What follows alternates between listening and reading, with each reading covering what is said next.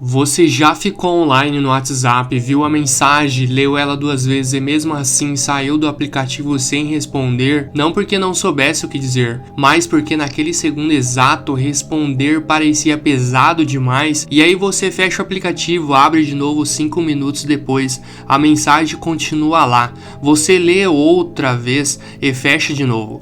Isso não é preguiça, isso é uma coisa muito mais estranha, é o corpo dizendo não, antes da cabeça conseguir explicar o porquê. Guarda essa sensação, porque é exatamente ela que vai explicar Suguru Geto, só que multiplicada por 1000 e sem ninguém do outro lado para perceber que ele parou de responder. Suguru, fala pra mim, quer matar eles? Do jeito que eu tô, duvido que sentiria alguma coisa. Não faz diferença. Não faz diferença? Então, por que fazer? Por quem eu estou fazendo isso? Ô, Suguru, você tá mais magro. Tá dodói? Haibara, acha que consegue continuar sendo feiticeiro? Não tá difícil? É só o cansaço do calor. Eu tô bem. Se você tá bem, que quer dizer tá mal, né? Desde aquele dia eu tenho dito a mim mesmo. Não tem nada de incomum naquilo que eu testemunhei. Eu entendi como as massas são repulsivas e ainda escolhi ser um feiticeiro Jujutsu que salva os outros. Tem uma cena no meio de Jujutsu Kaisen que passa quase despercebida. Geto está sozinho, cercado de corpos de maldições que acabou de exorcizar. Ele limpa o sangue da lâmina, ninguém está lá, ninguém vai saber. As pessoas que ele protegeu naquela noite estão dormindo, vão acordar, vão reclamar do trânsito, vão esquecer completamente que existiram feiticeiros mantendo o mundo delas de pé. E aqui está o detalhe que ninguém comenta. Geto nunca fez isso para ser reconhecido. Ele fez porque acreditava que valia a pena. O problema não é a falta de aplausos. O problema é o que acontece quando você continua se doando e a única resposta que volta é o silêncio. Existe um conceito em psicologia chamado exaustão moral. Moral injúria.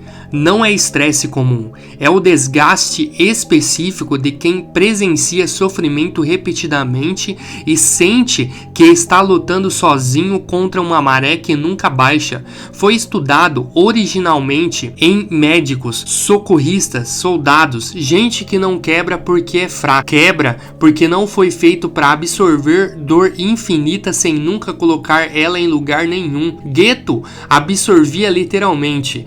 Exorcizar, absorver e repetir o ciclo. Exorcizar, absorver. Por quem eu estou fazendo isso? Ninguém mais entende o sabor de um espírito amaldiçoado. É como engolir um pano sujo usado para limpar fezes e vômito.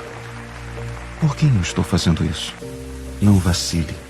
Cumpra o seu dever como um feiticeiro poderoso. É irônico até demais, o cara cuja técnica é engolir maldições, o sofrimento, o ódio, o medo condensado das pessoas. É o mesmo cara que na vida real nunca teve onde colocar o próprio sofrimento dele.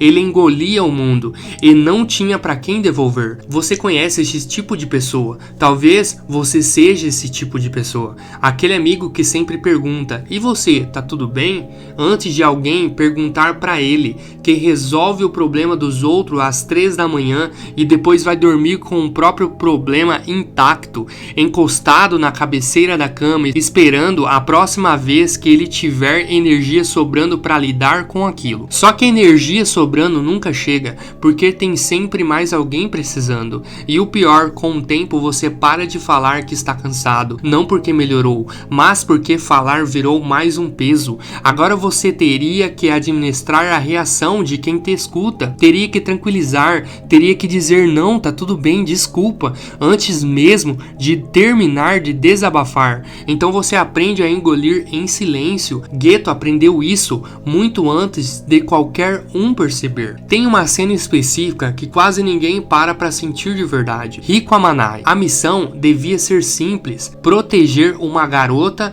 até ela se tornar o recipiente de uma divindade. Mas no processo, Geto conviveu conviveu com ela, viu ela rir de coisas bobas, viu ela ter medo do próprio destino e ainda assim seguir em frente com uma dignidade que ele começou a admirar de um jeito quase filial. E ela morre, não numa batalha épica cheia de sentido, morre numa emboscada de um jeito cruel e banal, executada por gente que considerava aquilo um trabalho necessário, e o mundo continua girando no dia seguinte. Isso é uma coisa que ninguém te avisa sobre perda. O universo não para registrar que algo importante aconteceu com você. Você enterra alguém de manhã e à tarde o caixa do mercado pergunta se você quer nota fiscal. A vida segue no ritmo idiota de sempre, como se nada tivesse mudado, e essa indiferença dói quase tanto quanto a perda em si.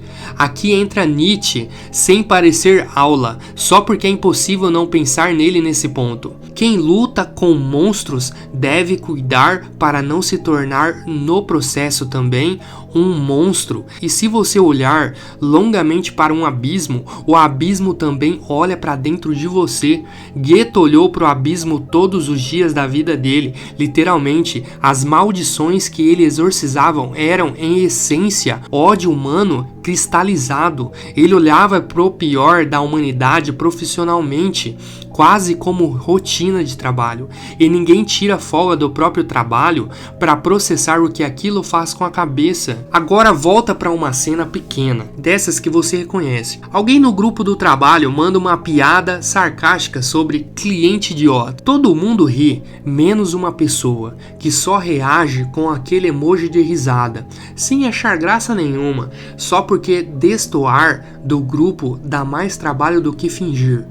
Com o tempo, essa pessoa começa a rir de coisas que não acha engraçadas com tanta naturalidade que nem percebe mais quando está fingindo.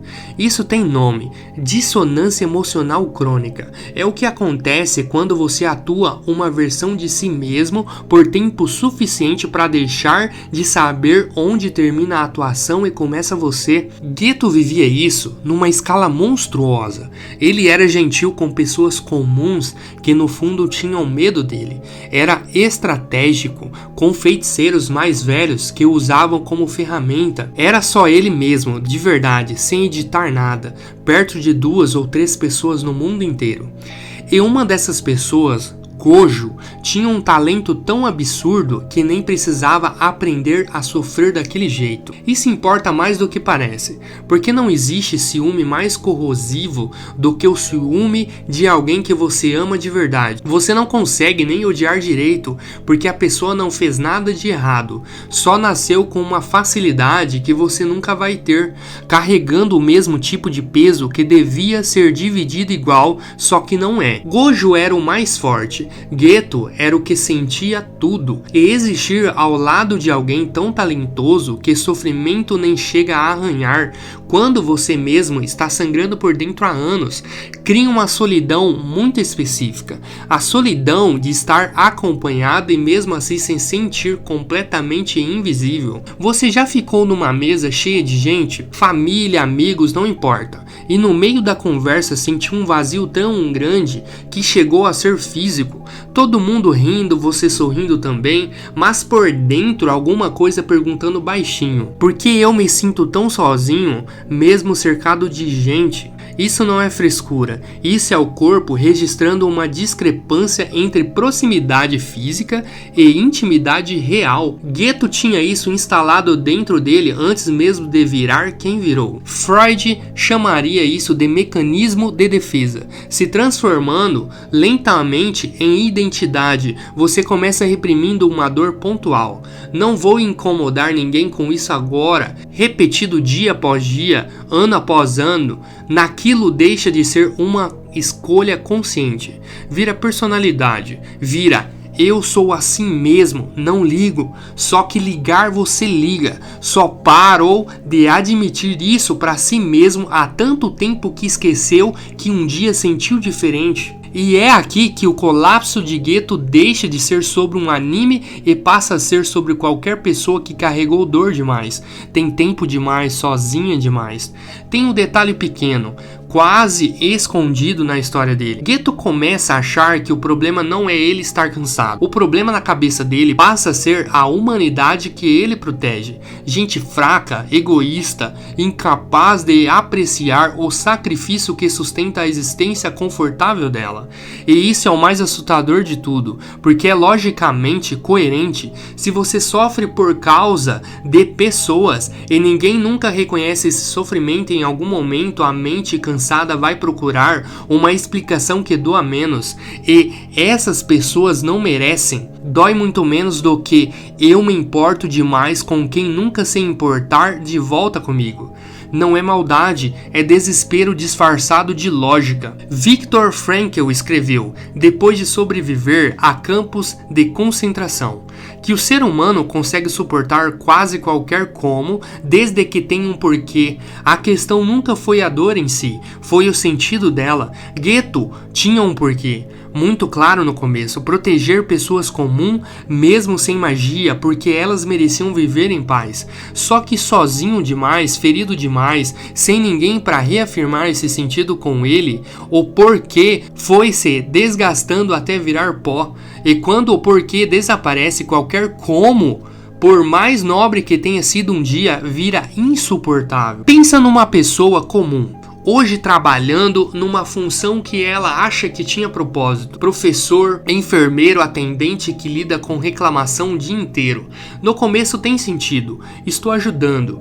Com o tempo, sem reconhecimento, sem pausa, sem ninguém perguntando como ela está, aquele sentido evapora devagar, sem aviso, até que um dia ela olha para o trabalho e só sente vazio onde antes tinha propósito. Isso é chamado de burnout, mas o nome técnico esconde o que realmente é: a morte lenta de um significado que ninguém regou. Geto não virou o que virou porque queria destruir o mundo, virou porque parou de conseguir sentir que salvar aquele mundo significava alguma coisa. E aqui está a parte que dói de verdade, a parte que ninguém fala em vídeo nenhum sobre Jujutsu Kaisen. Geto continua sendo, até o fim, capaz de amor genuíno. Ele protege as crianças que recrutava com cuidado quase paterno.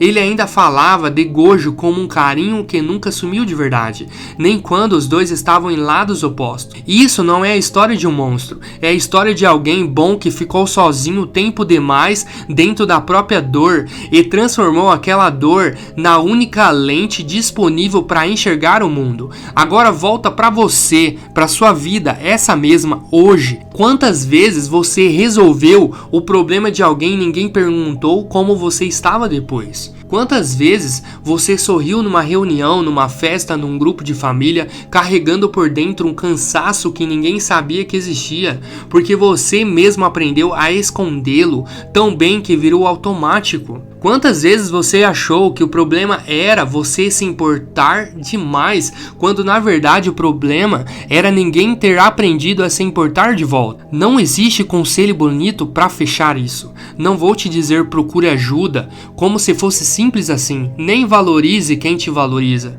como se fosse fácil identificar isso em tempo real, no meio da própria exaustão. Só vou te deixar com a mesma pergunta que fica pairando no ar quando você termina de assistir a história de Geto e o anime já foi para a próxima cena, mas você continua ali parado olhando para a tela preta por alguns segundos a mais do que devia. Quantas pessoas ao seu redor estão engolindo maldições sozinhas, agora mesmo, sem que ninguém, nem elas mesmas, perceba? E aí mais desconfortável ainda, você tem certeza de que não é uma delas?